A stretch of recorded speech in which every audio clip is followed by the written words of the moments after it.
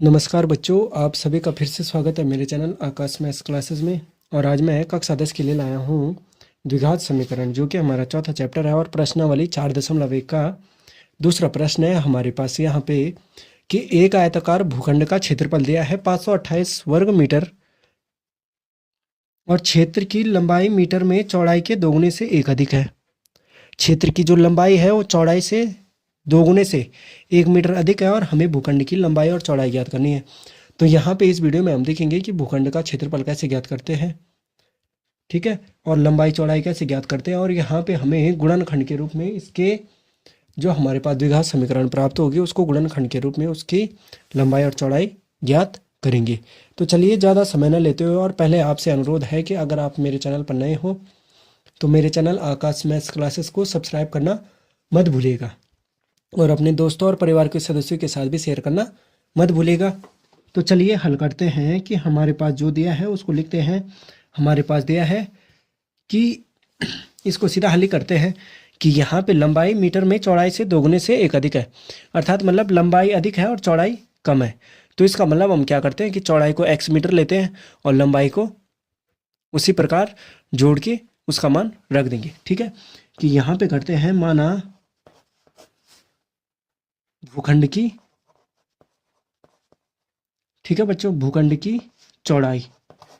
अब देखो यहाँ पे चौड़ाई मीटर में दे रखी है, तो हमें यहाँ पे जो क्षेत्रफल दिया है वो मीटर में दिया है, तो हम इसको x मीटर में लिखते हैं।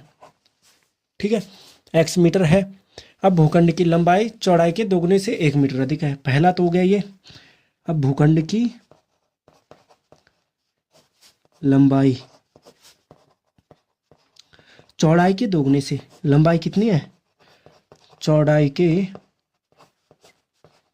दुगने से 1 मीटर, ठीक है बच्चों, 1 मीटर अधिक है, 1 मीटर अधिक है। तो ध्यान दीजिएगा कि बड़ा ही आसान प्रश्न है कि 1 मीटर अधिक है। तो यहाँ पे हम क्या करते हैं कि भूखंड की लंबाई चौड़ाई के दोगुने से 1 मीटर अधिक है। तो यहाँ पे क्या हो जाएगा कि भूखंड की लंबाई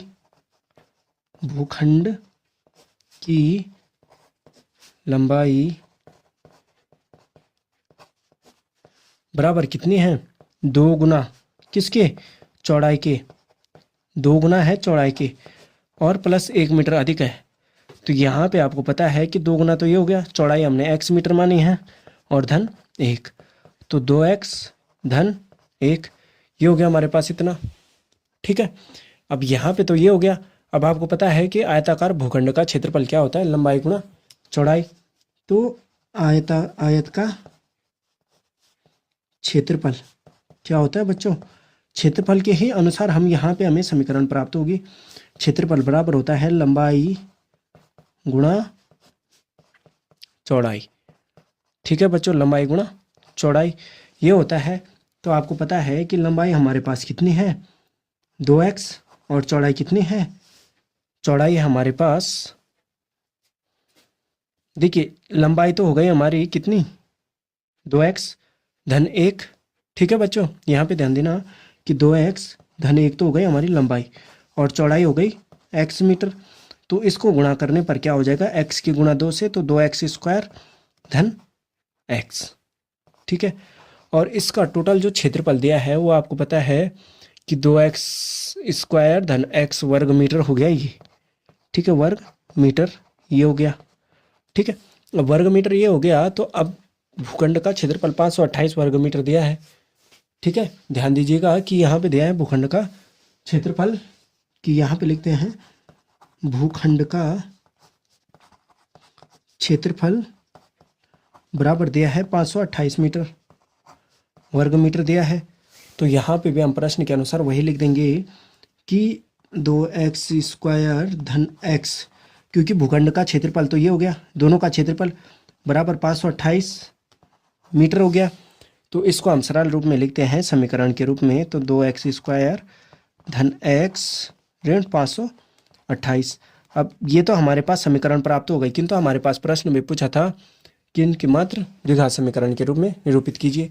तो हम यहाँ पे आपके लिए इसके गुणनखंड भी करेंगे कि 2x² धन x ऋण 528 है। तो देखिए कि 528 के वर्ग गुणनखंड करते हैं तो 33 गुणा कितना होता है 32। तो हमारे पास कितना हो जाएगा कि 2x² धन 33 में से अगर हम 32 को घटाते हैं, सॉरी, ठीक है, 33 और 32 का गुणा कितना होता है 1056, और 1056 किसका होता है 2 गुणा 528 का। ठीक है, तो 1056 हो गया, ऋण कितना हो जाएगा x ऋण 528 बराबर हो गया 0। तो ये कितना हो जाएगा 2x² धन 33x, क्योंकि हमें बड़ी संख्या जो शेषफल चाहिए वो x धनात्मक में, ऋण 32x ऋण 528 बराबर 0। ठीक है, अब यहाँ पे हम x को कॉमन रखते हैं। ठीक है बच्चों, इन दोनों में क्योंकि 2 और 33 तो हमारा विषम है, सम और विषम है, तो 2 को x को कॉमन रखते हैं तो 2x धन 33 बचता है। ठीक है, और यहाँ पे ऋण को रखते हैं और कॉमन रखते हैं हम 32 को। ठीक है, यहाँ पे रखते हैं, चलिए हम रखते हैं यहाँ पे 16 को रखेंगे। ठीक है, कि 16 दूनी 32, 2x और 16 दूनी 32, 16 तिया 48 और 16 तिया 48 बराबर हो गया 0।